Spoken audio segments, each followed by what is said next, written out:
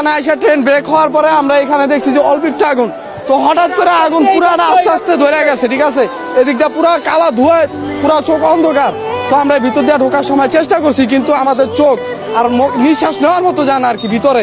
তারপর আমরা এই যে এদিক দিয়ে তারপর অনেকগুলা লোক বের করছি, কিন্তু এখানে একটা লোক আসছিল ভাই, হাতটা পাড়ায় ডাকছে, কিন্তু তারা বাঁচাইতে পারেনি এই জায়গাটা। এই যে এই দ্বিতীয় নাম্বার জানলাটার এইখানে, কিন্তু ভিতরে আমার জানা মতে ভিতরে লোক থাকতে পারে, কারণ যারা ভিতরে ছিল 2 মিনিটের বেশি নিঃশ্বাস নিতে পারবো না। এই সায়দাবাদ রেলগেট স্ট্যান্ড থেকে আমরা দেখছি যে আগুন লাগতে লাগতে এইদিকে আসতে আছে, ঠিক আছে।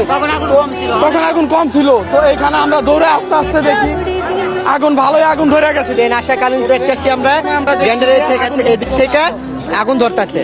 তো এখানে আগুনটা যখন ধরছে তখন ট্রেনের বগি থামা দিচ্ছে। থামা দেওয়ার পরে আমি এখানে আসছি 9:14 আসার পরে ট্রিপল 2বার ফোন দিছি।